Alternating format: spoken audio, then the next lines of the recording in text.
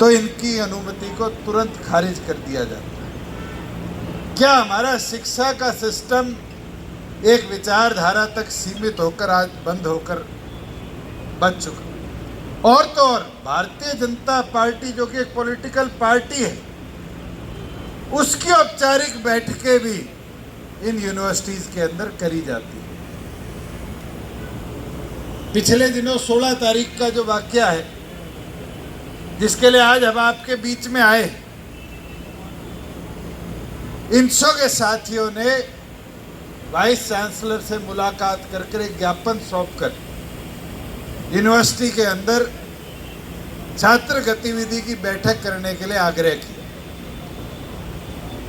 मगर वो आग्रह तो वाइस चांसलर ने सुना नहीं, मगर रात को 12:50 पर सिटी थाने में पर्चा होता है और उस पर्चे में 8 लोग नामजद होते हैं। 8 लोगों में से एक को गिरफ्तार किया जाता है अध्यक्ष जी। 7 लोगों के गिरफ्तारी के या तो टीमें गई है या उनको गिरफ्तार ना करने का काम किया, मगर उन रात की रेड में 5 ऐसे साथियों को अरेस्ट कर लिया जाता है जो एफआईआर में नामजद नहीं है। मैं तो पंचायत से न्याय मांग सकता हूं। अगर मैं बात करूं विजेंद्र की, एक बार विजेंद्र कहाँ गया? ये रहा, विजेंद्र धाड़क है। इसके घर में बिना महिला पुलिस के रात को 2:40 या 3:15 के बीच में रेड पड़ती है। 16 साल की बेटी सो रही है दूसरे कमरे में, और उस कमरे के अंदर बिटिया खड़ी है।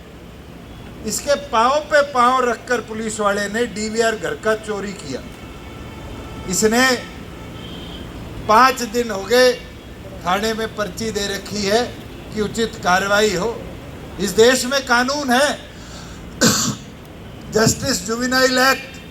अगर किसी नाबालिग के साथ कोई हरकत होती है, कानूनी तौर पर एप्लीकेशन जाते ही पर्चा दर्ज होना चाहिए, मगर आज तक इसको न्याय नहीं मिला, बल्कि इसको एक रात हिसार सेंट्रल जेल के अंदर काट के आनी पड़ी बिना किसी आरोप के, बिना नामजद हो। दूसरा साथी गौरव सैनी है। इसके घर रात को 3:40 पे पुलिस पार्टी पहुंचती है। कम से कम 12 लोगों के साथ जब ये अपना दरवाजा खोलता है तो पुलिस कहती है तुम्हें साथ चलना होगा। इसने एक शर्ट तो पहना हूं, तो बंदूक इसकी पीठ पे रख के इसके 10 साल के बेटे के आगे इसको कमरे में ले जाया जाता है और कहा जाता है जल्दी आ जा, नहीं तेरा इलाज बांध देंगे। ये रवि आहूजा है, रवि आ जाएगा अभी। तरुण गोयल है, ये टैक्स बार एसोसिएशन के प्रधान भी रहे हुए वकील है। तरुण गोयल के घर पुलिस आती है, माइनर बच्चों के आगे इसके बंदूक लगा के इसको अरेस्ट करके जाती है। जितेंद्र है, जितेंद्र को पुलिस फोन करती है, ये दूसरी मंजिल से निचली मंजिल पर आ जाता है कि ले चलो तुम्हें थाने लेके चलना है। इसको अरेस्ट नहीं किया जाता, इसको साथ इसके घर में ले जाया जाता है। महिलाओं तक की अलमारियों को सर्च किया जाता है। इनके राशन के डब्बों में हाथ मारे जाते हैं, इनका डीवीआर चोरी कर लिया जाता है। एक का नहीं, जितने यहाँ खड़े हैं, अगर जिनके घर में कैमरे थे उनके सबके डीवीआर निकाल लिए जाते हैं कि पुलिस पे आरोप ना बन पाए।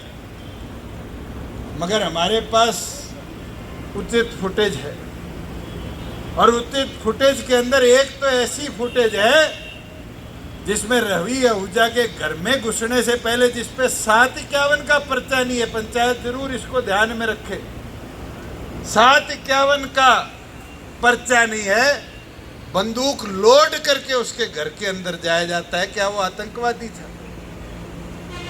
मैं तो पंचायत से यह आग्रह करूंगा, जो अत्याचार पुलिस प्रशासन ने इनके साथ दिया, इनको आप न्याय दिलाने का काम करें।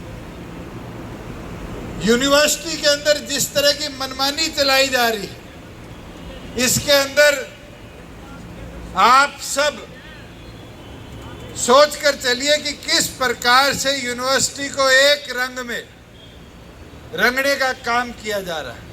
मैं आज भी चौधरी देवीलाल यूनिवर्सिटी में पीएचडी कर रहा हूं, छात्र हूं। बतौर छात्र आपसे ये आग्रह करता हूं कि आप जो निर्णय लें, मेरी और अपनी मत सोचिए। हम तो उचित स्थान पर पहुंच चुके, 2 डिग्रियां मैंने ले रखी है, आप में से भी बहुत पढ़े लिखे लोग भी इस पंचायत में आए।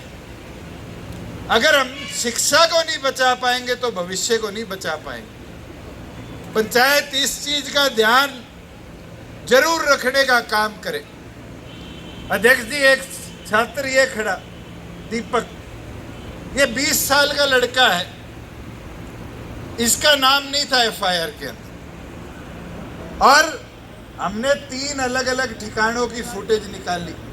आप सोच सकते हैं इस 20 साल के लड़के को हथकड़ी बांधकर गाड़ी की डिग्गी में बिठा रखा था। इस पे क्या आरोप है? गमला तोड़ने का। आज इस प्रदेश में रंगदारी, वसूली, गुंडागर्दी, रेप होना, गोली मारना निरंतर चल रहा है। उन अपराधियों को भी सांकल में नहीं ले जाया जाता। इस 20 साल के युवा के मन में अगली पूरे जीवन में कभी वो क्षण निकल पाएगा कि इसके हाथ में हथकड़ी थी? मैं तो सारे पंचों से आग्रह करूंगा कि आप अपने भविष्य की सोचिए। ये इनके साथ हुआ है। अगर इसी तरह का दबाव कि जितने छात्र यहाँ आए हैं अलग अलग यूनियन से, कल इनके साथ करने लग गए, तो क्या हमारी अगली पीढ़ी शिक्षा ले पाएगी? क्या हमारी अगली पीढ़ी हमारे विश्वविद्यालयों में, कॉलेज में शिक्षा के स्तर को बढ़ता हुआ और उचित तरीके से उठता हुआ देख पाएगी? और उसके साथ साथ जो एक समस्या आज किसी साथी ने नहीं छुई, एक ने छुई, गुरमेल ने, वो रोजगार की।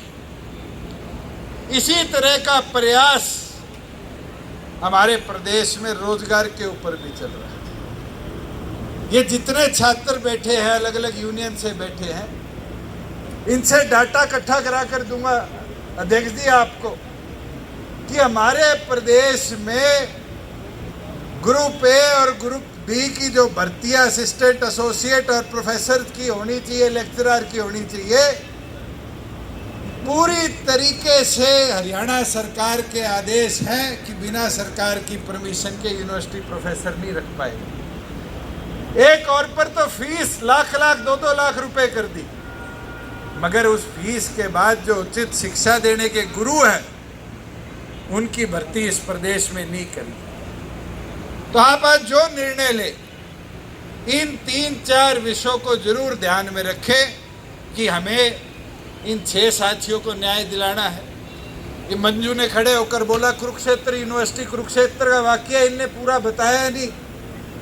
अध्यक्ष जी, 7 तारीख को बैठक होती है।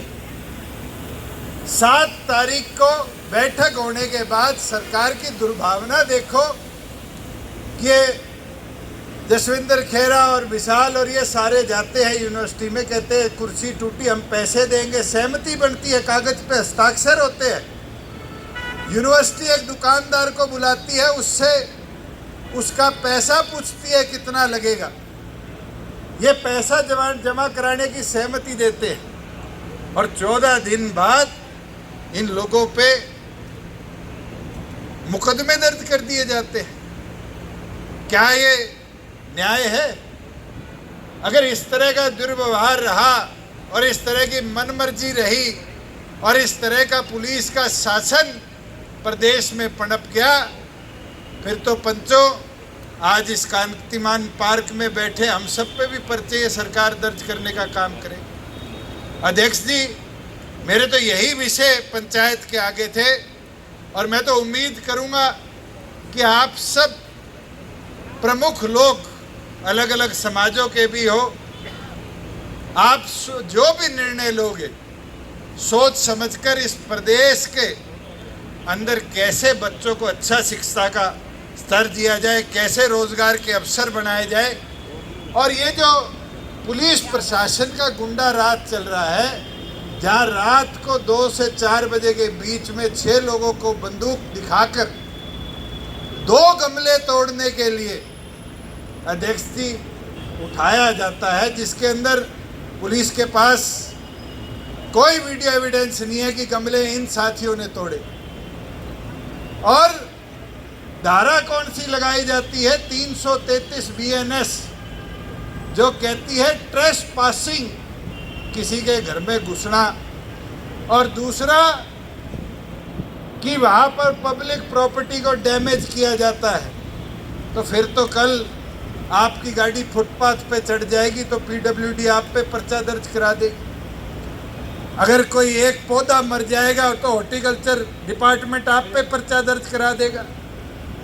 आज हमें सोचना पड़ेगा कि क्या प्रशासन इस तरह का सरकारी अमले तमले का दुरुपयोग कर लोकतंत्र के अंदर हमारी आवाज़ को दबाने का, कुचलने का काम कर रहा है। और मैं तो हाथ जोड़कर सारी सरदारी से आग्रह करूंगा, मेरे को आज यहाँ खड़े होने पर गौरव महसूस हो रहा है कि मैं अपनी नहीं, इन 6 साथियों की लड़ाई लड़ने के लिए आपके बीच में खड़ा हुआ हूँ। अगर पंचायत इन 6 साथियों को न्याय दिला देगी तो मुझे खुशी होगी कि पंचायत ने समाज हित के अंदर फैसला। ताली नहीं बजानी भाई, अगर सहमति देनी है तो हाथ उठा के सहमति दे दो। मैं तो यही उम्मीद करूंगा कि पंचायत ने इन परिवारों को, कोई एक समाज नहीं है, यहाँ पंजाबी समाज भी है, धानक समाज भी है, सैनी समाज भी है, इन समाजों को बढ़िया समाज भी है, इन सब को आपने न्याय दिलाया। मैं तो हाथ जोड़कर दोबारा पंचायत का आभार करूंगा कि आप सब आज एकत्रित हुए, और उम्मीद करूंगा कि अनंतराम तंवर जी और सारी पंचों की अध्यक्षता में आज के निर्णय को आप सामूहिक तौर पर रखने का काम करेंगे। धन्यवाद।